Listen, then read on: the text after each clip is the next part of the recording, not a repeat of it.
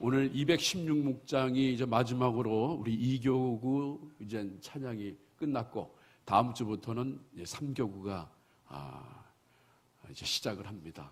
우리 4개월 동안 우리 수고한 우리 2교구 식구들 하나님이 다 받으셨어요. 우리 하나님께 영광의 박수 올려드립니다. 자, 오늘은 시편 119편 113절에서 120절까지의 제목을 본문을 가지고 두 마음을 품지 맙시다 라는 제목으로 하나님의 말씀을 나누고자 합니다. 여러분 따라해 보세요. 두 마음을 품지 맙시다. 자, 시편 119편이 3년마다 한 번씩 3년여 만에 한 번씩 새벽 예배에 본문이 됩니다. 그러면 당담한 교육자는 말씀을 준비 안 해도 돼요. 왜 말씀을 준비 안 합니까?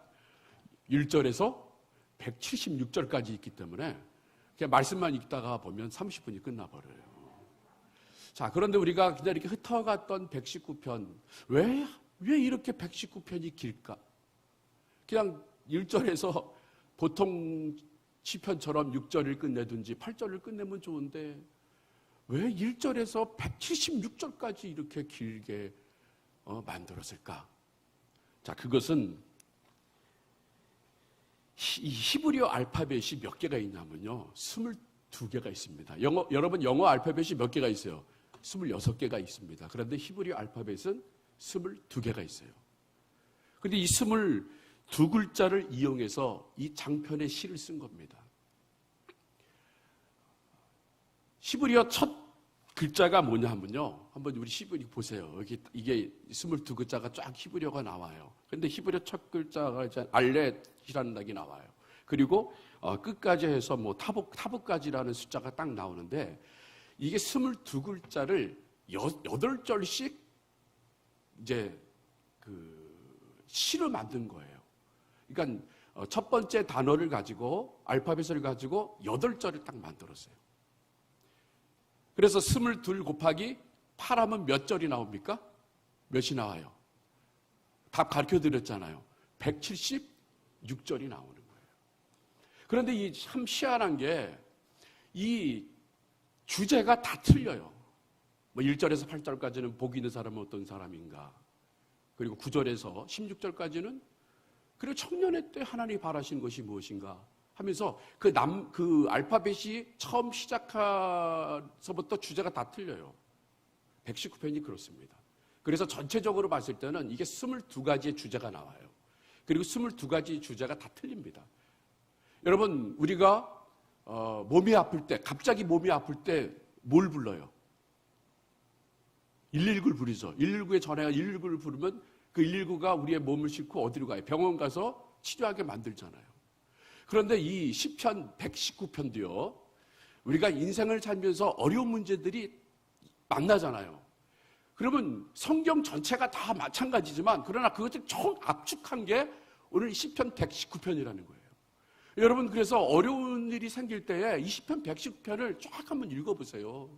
그러면 하나님이 정말 여러분들이 고민하고 있는 것들, 과연 하나님이 여러분들에게 향하신 하나님대로 살아가는 방법이 무엇인지, 고난을 받았을 때 어떻게 할 것인지, 복을 받으려면 어떻게 살아야 될 건지, 이것을 아주 짤막하게 8절로 다 나누어져서 우리들에게 말씀하고 있다는 것이에요. 그런데 오늘 이 히브리 알파벳 15번째 글자인 이 사맥을 시작으로 하는 시인 거예요, 오늘은. 그래서 이 시에서 나타내는 주제와 맞게 이 주제가 뭘까? 이 113절에서 120절까지 우리들에게 주시는 주제가 뭘까? 이것은 바로 오늘 본문 제목인 두 마음을 품지 맙시다라는 거예요. 여러분, 두 마음을 품는 것이라고 하면 아마 우리 이솝 우화의 박쥐 이야기가 나옵니다. 동물의 세계에 전쟁이 났습니다. 들짐승과 날짐승들의 전쟁이 일어났어요. 근데 이 박쥐라는 게요, 자기는 살고 싶어서, 이 전쟁에서 자기는 죽고 싶지가 않아서 살고 싶어서 들짐승이 우세할 때는 날개를 딱 숨겨가지고 나는 들짐승입니다 라고 들짐승들한테 구했어요. 그런데 좀 지나다 보니까 전세가 역전이 됐네요. 이제는 날짐승이 들짐승을 이기는 거예요. 그랬더니 박쥐가 그동안 숨겨왔던 날개를 쫙 피면서 나는 새다. 나는 새이기 때문에 나는 날짐승이다. 난 당신들 편입니다. 라고 했어요. 그런데 이게 기간이 오래되다 보니까 이제 들짐승 쪽에서도 박쥐가 오면 믿지 못하는 거예요.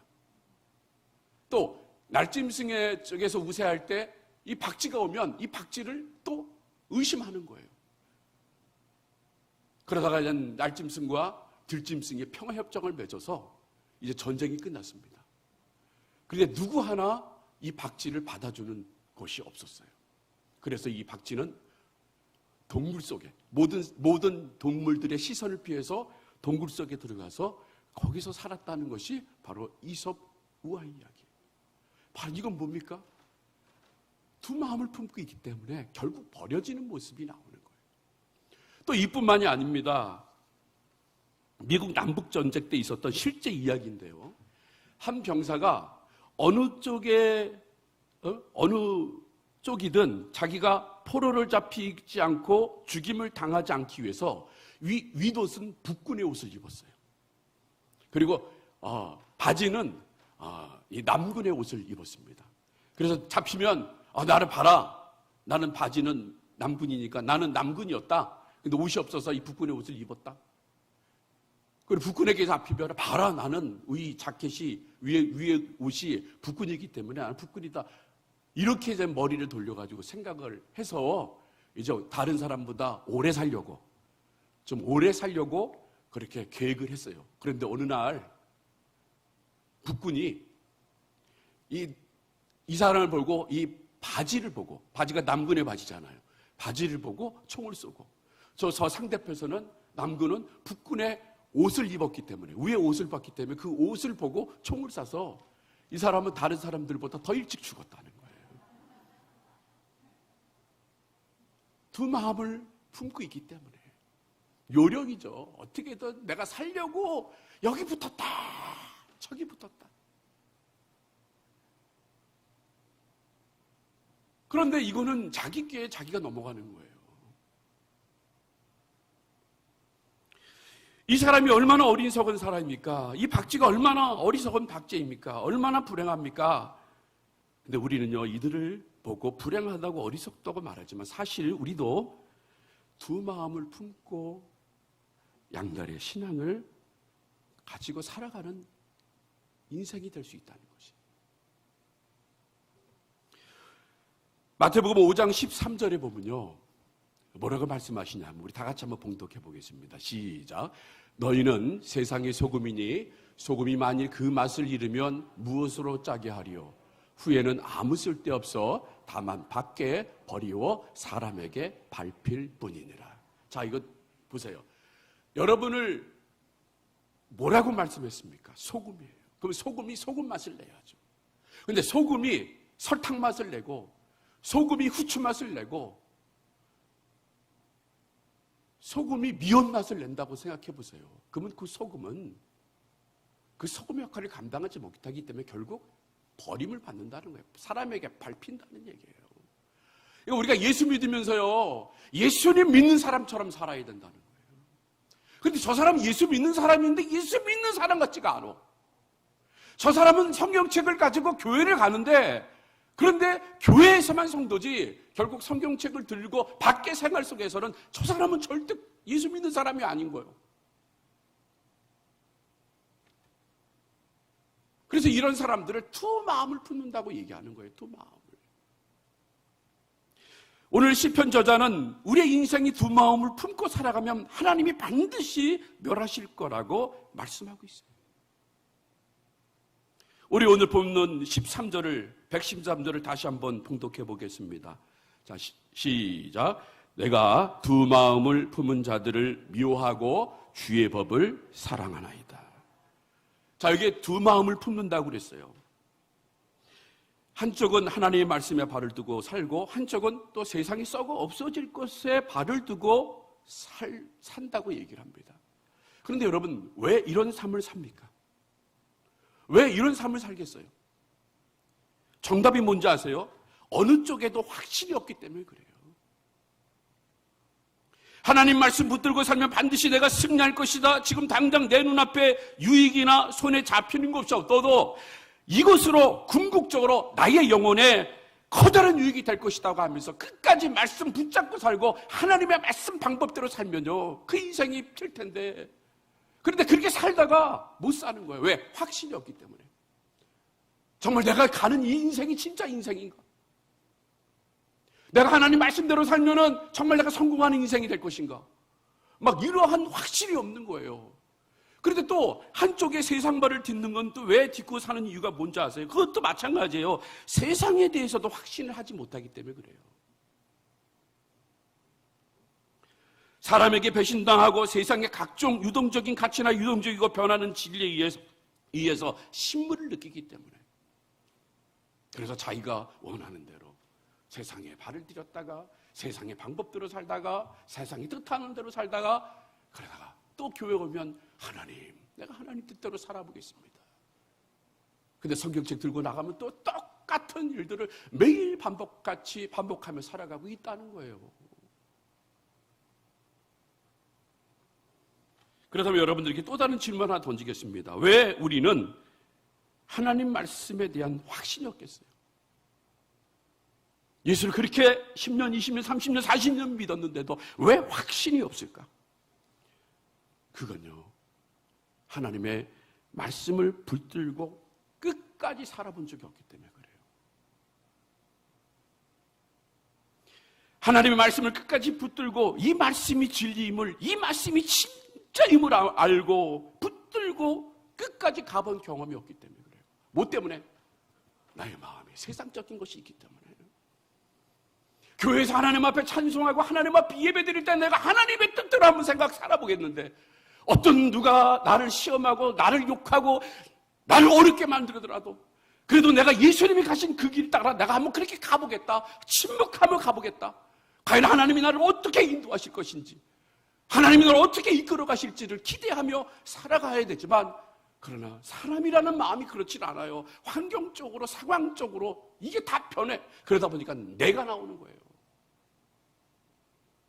내 속에 숨겨져 있던 세상의 방법들이 나오는 거야. 절제하지 못하고 오래 참지 못하고 성냄과 분냄과 세상 사람들이 하는 똑같은 방법들이 내 마음속에서 터져나오는 거란 말이에요.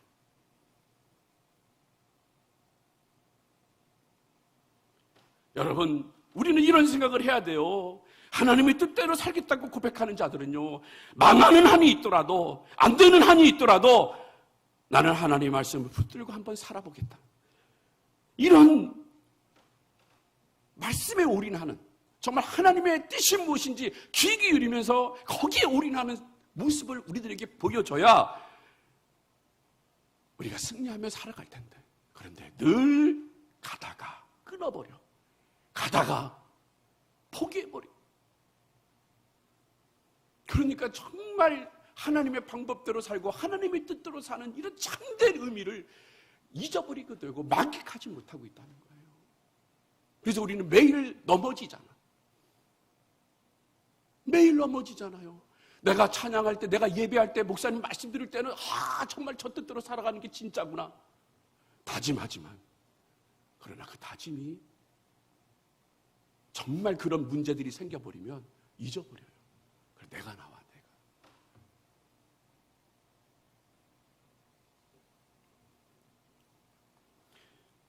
여러분, 여리고성이 무너진 이유는요,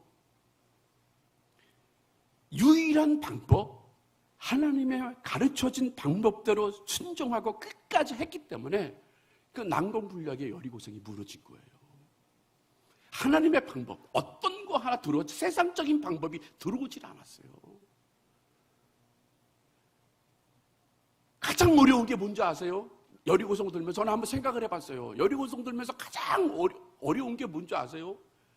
이거 입 못 여는 거, 이거 일주일 동안 아무 말 못하는 거,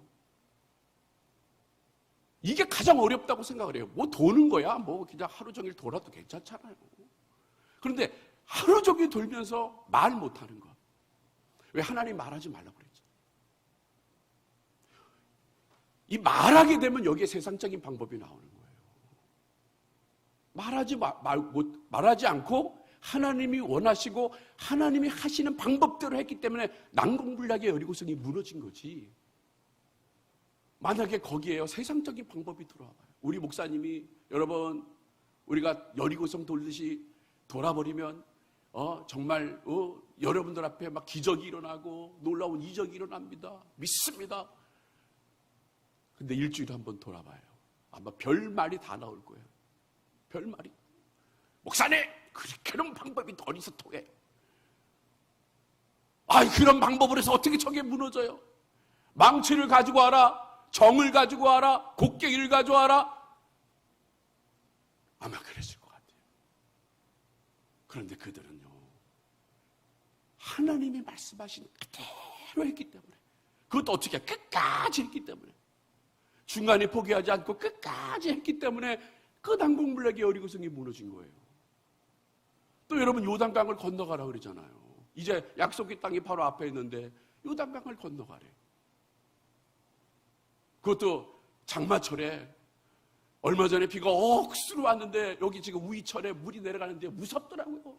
그런 무서운 강을 건너가래요.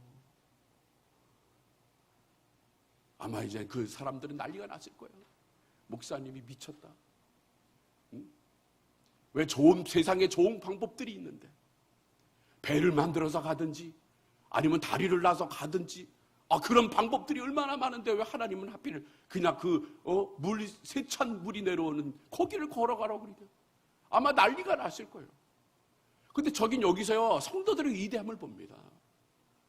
성도들의 위대함이 있었기 때문에 여리고성도 무너졌고 요단강을 건너간 거예요. 모든 성도들이 하나님을 바라봤어요.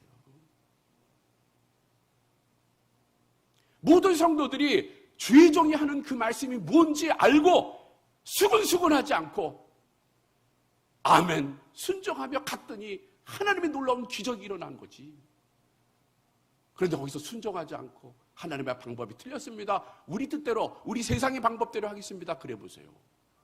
여러분 여리고성 어떻게 무너지고 요단강을 어떻게 건너갔겠습니까?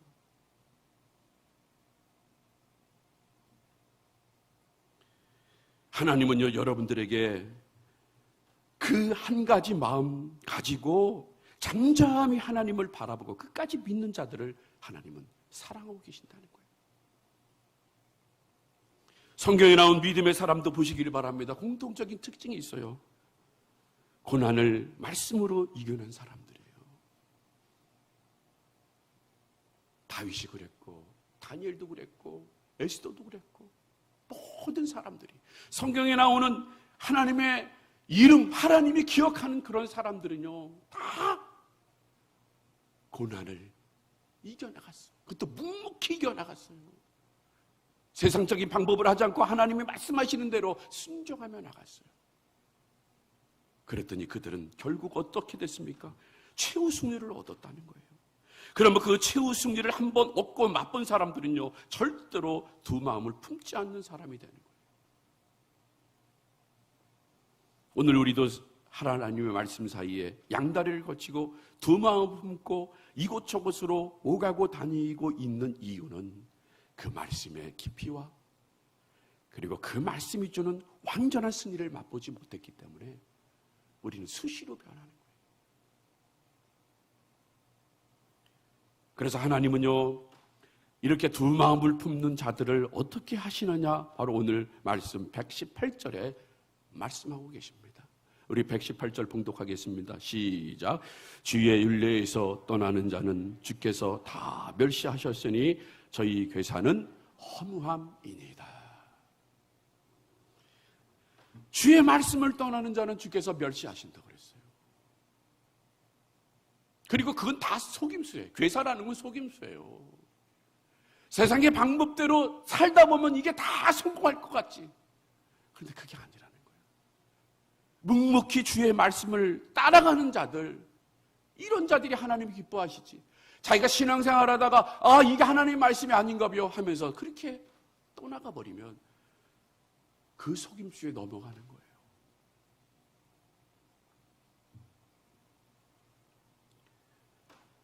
그래서 이 멸시하셨다는 말이 과연 어떤 말일까? 이어서 119절에서 말씀하시고 있다는 것이에요. 우리 119절 봉독합니다. 시작.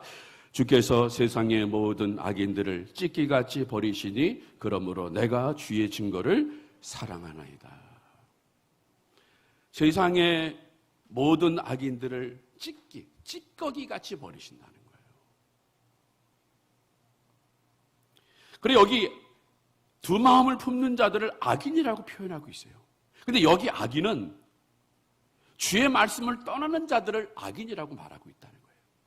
그러니까 주님이 말씀하시는 것을 순종하고 그 뜻대로 부르심 받은 대로 끝까지 신앙의 길을 걸어가면 되는데, 그런데 속임수가 그를 유혹해요. 바로 세상의 방법들이 유혹을 해. 야, 이렇게 오면 여기가 더 멋있다. 네가 생각하는 게 진짜다. 네가 생각하는 대로 하면 성공할 것이다라는 이 속임수, 괴사가 우리를 이끌어가요. 그러면 이끌려가는 사람을 뭐라고 얘기합니까? 악인이라고 얘기하고 있어요. 근데 우리가 악인이라고 하면 어떤 자들을 우리가 생각합니까? 세상에 악을 행하는 자들은 바로 도덕적인 규범을 지키지 않고 사람들이 말하는 좋지 않은 행위와 행실을 하는 사람들을 악인이라고 그럽니다. 예를 들어서 뭐 살인자든 도둑놈이든 뭐 강간범이든 무찌가 폭행범이든 뭐 사기꾼이든 이런 자를 악인이라고 우리가 얘기를 하잖아요. 그런데 하나님이 보실 때는 이런 자도 악인이지만 또 다른 악인을 뭐라고 얘기했습니까? 두 마음을 품는 자들을 악인이라고 얘기했다는 거예요.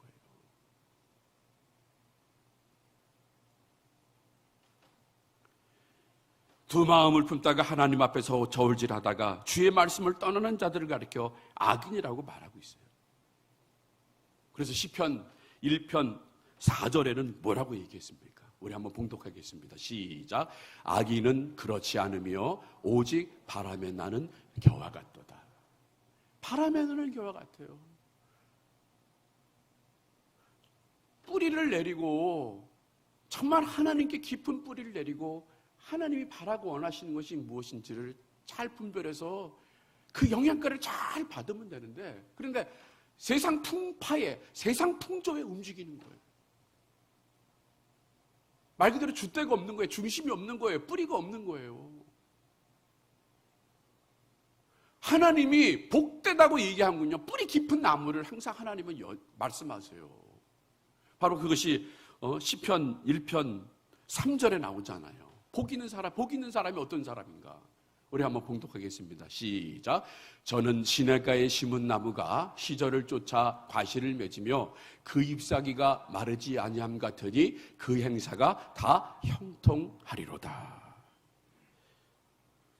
성경 전체를 통해서 하나님이 복되다고 말씀하시는 사람은 바로 나무 같은 사람을 얘기하는 거예요. 그것도 어디에? 시냇가에 심은 나무라고 얘기를 합니다. 뿌리가 있다는 거예요. 뿌리가. 그냥 겨와 같이 바람에 따라 움직이는 것이 아니라 뿌리가 있는 거예요. 근데 그 뿌리가 잠깐 얕게 뿌리를 내린 게 아니라 깊게 뿌리를 내는 사람을 얘기하는 거예요. 어떤 일이 있더라도 절대 하나님 곁에 떠나질 않아요. 어떤 상황이 오더라도 늘 하나님의 방법대로, 하나님 말씀대로 살아가는 거란 말이에요. 저 사람이 밉더라도,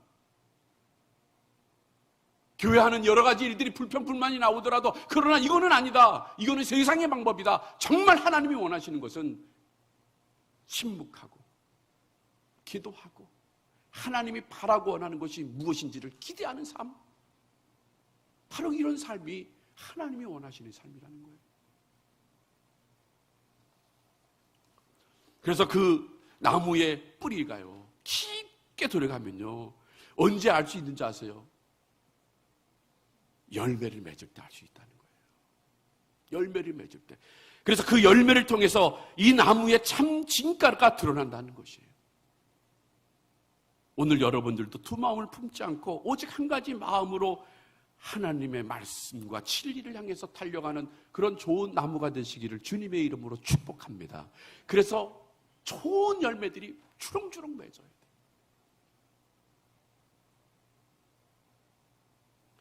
그럼 그 악인들을 하나님은 어떻게 하시느냐? 바로 119절 하반절에 보니까 찌꺼기같이 버린다고 말씀하셨어요. 118절에 멸시한다는 말이 바로 이 뜻이에요. 버리신다는 거예요. 하나님은 두 마음을 품은 자들을 멸시하시고 그런 사람들을 만물의 찌꺼기같이 다 내어 버리신다고 말씀하셨어요. 그런데 이 찌꺼기 같이 버리는 일이 언제 벌어지는지 아세요? 지금 당장 벌어지지는 않아요. 언제? 주님이 오실 때. 주님이 오실 때. 우주적인 종말이라고 그러죠. 우주적인 종말 때 그때 하나님이 버리셔요. 그런데 여러분, 종말은 두 가지예요. 우주적인 종말도 있지만 개인적인 종말이 있다는 거예요. 누구나 한 번은 다 죽어요. 누구나 한 번 하나님 앞에 서요. 그럼 하나님은 그때 아시는 거야. 뭘 알아요? 알곡과 알곡을 아는 거예요. 쭉정이를 아는 거예요. 우리는 몰라. 우리는 정말 몰라요. 10길 물속은 알아도 한 길 사람 속은 모르듯이 우리는 몰라. 그래 누가 아셔요? 하나님이 아세요. 저 사람 마음이 천갈래 만갈래 여러 가지의 생각들을 가지고 예수를 믿는 건지, 아니면 진정으로 한 가지 마음을 가지고 예수를 믿는 건지 사람들은 알 수 없어요. 그러나 하나님은 알고 계셔요.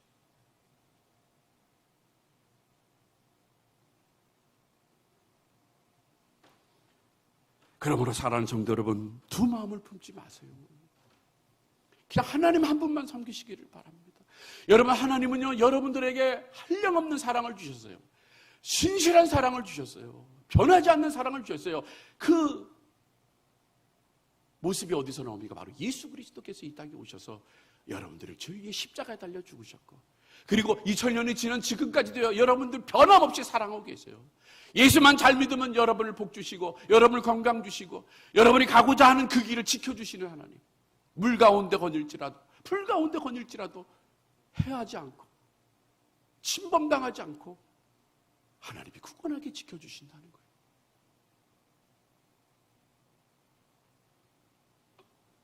그러므로 사랑하는 성도 여러분, 하나님께서 우리를 귀하게 여기시고 우리를 더 돌보시고 주의 은혜로 이끌어 주신다는 사실, 이 사실을 믿고 두 마음을 품지 말고 오직 한 가지 마음, 여호와 하나님을 사랑하되 끝까지 사랑하고 변함없는 모습으로 주님을 사랑함으로 하나님 앞에 크게 쓰임받을 수 있는 저와 여러분이 되시기를 주님의 이름으로 축복합니다.